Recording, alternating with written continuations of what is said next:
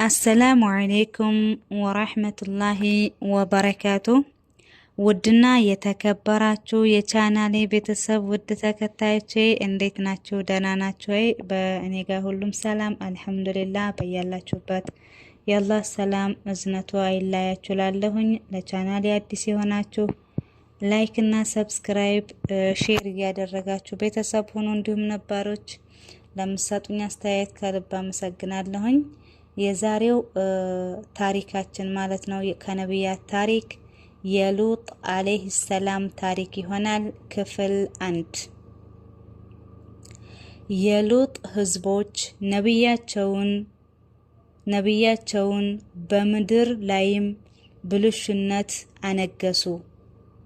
አላህ Subhanahu Wa Ta'ala እንዲህ ይላል፣ ሉጥም ለህዝቦቹ ባለ ጊዜ አስታውስ፣ እናንተ የምታዩ ስትሆኑ ጸያፍ ነገር ተሰራላችሁና እናንተ ከሴቶች አልፋችሁ ወንዶችን ከመከጀል ትመጣላችሁና ለመከጀል ትመጣላችሁና በእውነቱ እናንተ የምትሳሳቱ ህዝቦች ናችሁ።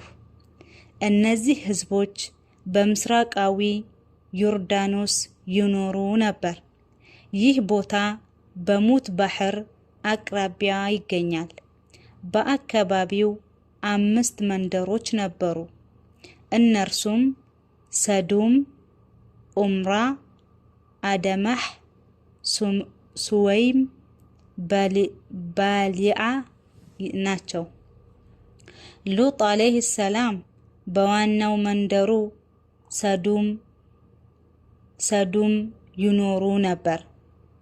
መጥፎና ርካሽ ተግባራትን ትፈጽም የነበረችውም መንደር እሷ ነች። የሰዱም ነዋሪዎችም እርኩሶችና መጥፎ ከመስራት የማይፈሩ ነበሩ። አጸያፊ ተግባራቸውን በግልጽ የሚፈጽሙበት መሰብሰቢያ ቦታ ነበራቸው። መንገደኛን ይዘርፋሉ። ከሌላ አካባቢ ነጋዴዎች ከመጡ ተሰብስበው ዕቃቸውን ይቀማሉ። የሉጥ ህዝቦች ነፍሳቸውንም በእጅጉ የሚበድሉ እጅግ ቆሻሾች ናቸው። ከቆሻሽነታቸው የተነሳ በጾታ ግንኙነት ከሴት ይልቅ ወንድ ከወንድ ጋር መገናኘትን ይመርጡ ነበር። እነዚህ ሰዎች መጥፎ ተግባራቸው ወሰን ያለፈ ስለሆነ ይህ አጸያፊ ተግባር ወደ ሌሎችም አካባቢዎችም እንዳይዘምት እነርሱን ማስተካከል ወይም ማጥፋት ይህ መጥፎ ተግባራቸውን ማስወገድ ግድ ነበር። ምክንያቱም ሲባል ነው። የሉጥ ጥሪ። ሉጥ አለይሂ ሰላም ህዝቦቻቸው የሚሰሩትን አጸያፊ ነገር ሲያዩ ወገኖቻቸው በዚህ ሁኔታ መገኘት አሳሰባቸው። ስነ ምግባራቸውም እንዲስተካከል በማሰብ ምክር መለገስ ጀመሩ።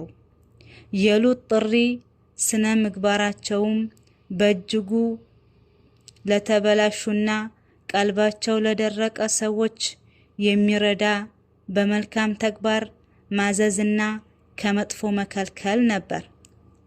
እነዚህ ሰዎች ምንም ሀያ እፍረት የሌላቸውና አጸያፊ ወንጀልን በጠራራ ፀሐይ የሚፈጽሙ ነበሩ።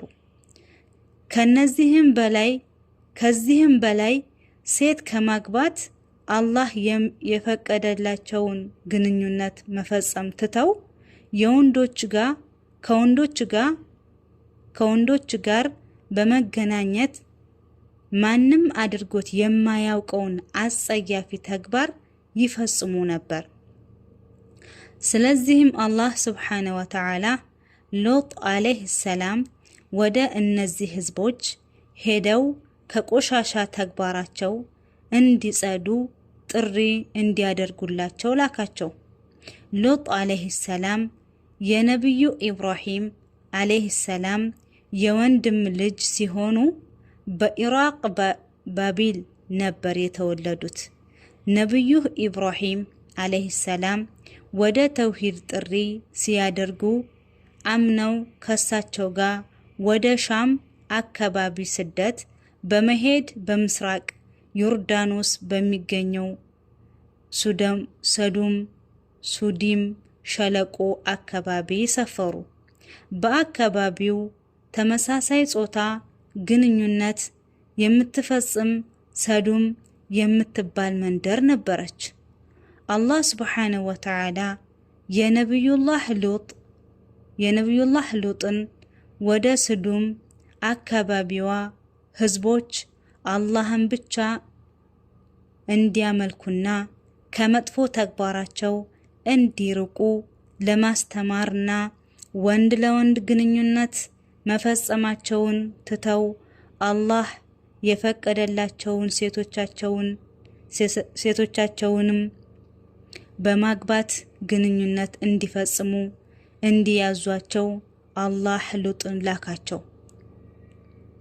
ይህ አይነቱ ወንጀል ከስዱም ህዝቦች በፊት ማንም ያልሰራው አጸያፊ ወንጀል ነበር።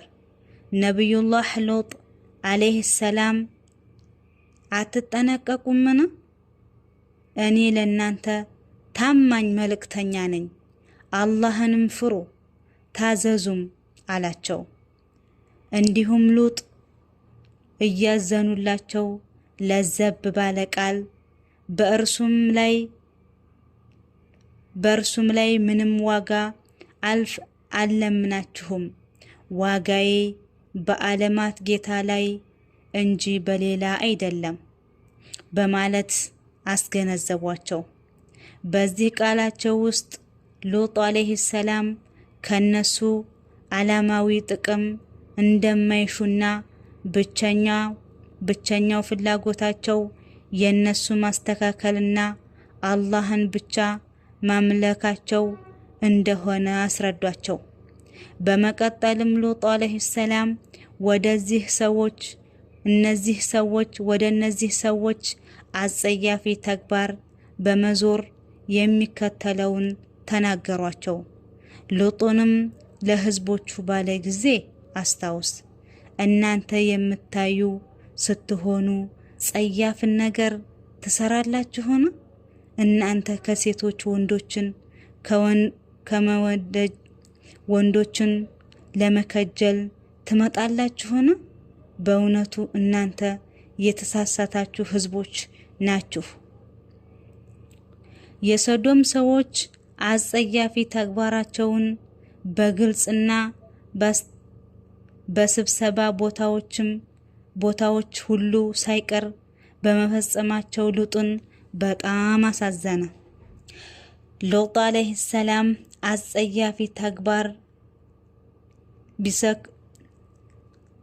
አጸያፊ ተግባር ቢከለክሏቸውም እናንተ ሴቶችን አስተናግድ፣ ወንዶችን ተውልን በማለት አጸያፊ መልስ ሰጧቸው።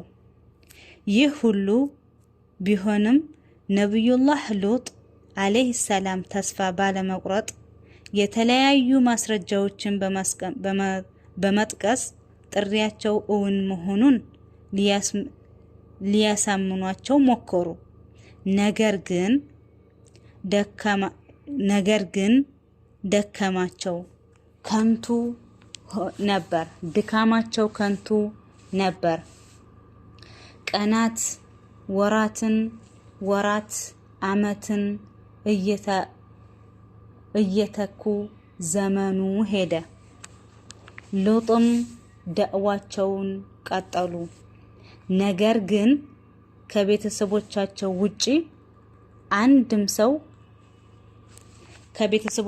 ውጪ አንድም ሰው አላመናቸውም ነበር። ከቤተሰቦቻቸውም ውስጥ ሚስታቸው አላመነችም ነበር።